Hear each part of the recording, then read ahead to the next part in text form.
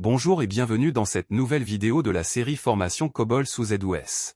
Dans cette séance on va voir l'instruction d'affectation, move.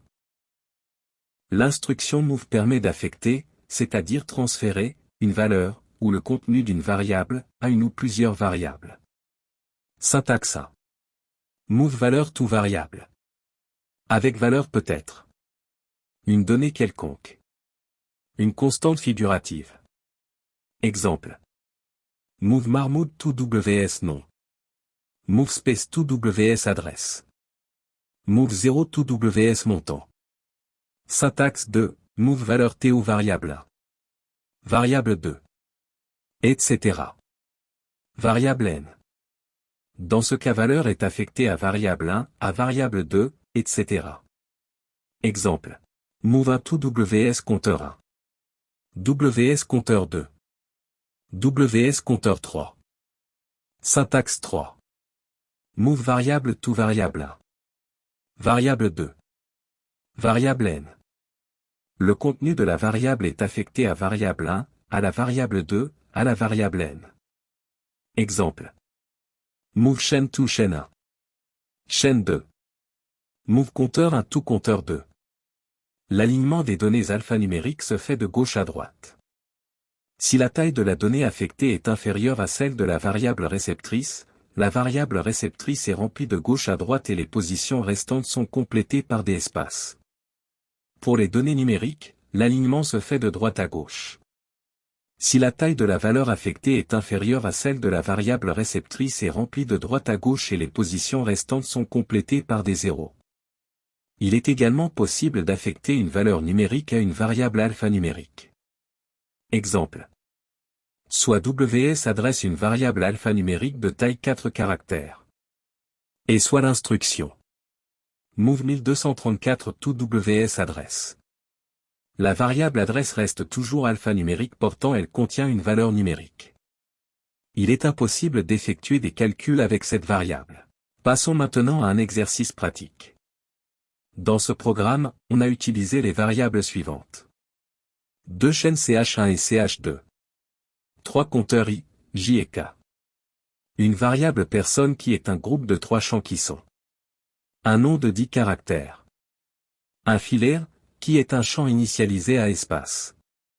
Un champ prénom de 10 caractères. Une autre variable alphanumérique de taille 21. Dans la procédure division on a utilisé une série de moves pour transférer des valeurs aux différentes variables. À chaque fois on affiche le contenu de la variable pour voir l'effet de l'instruction move.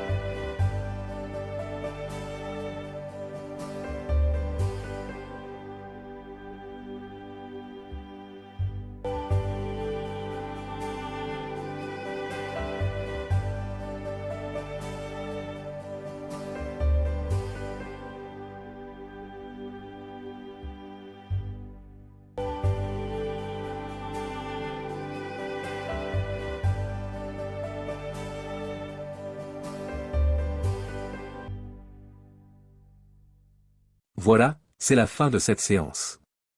À très bientôt, pour la prochaine vidéo.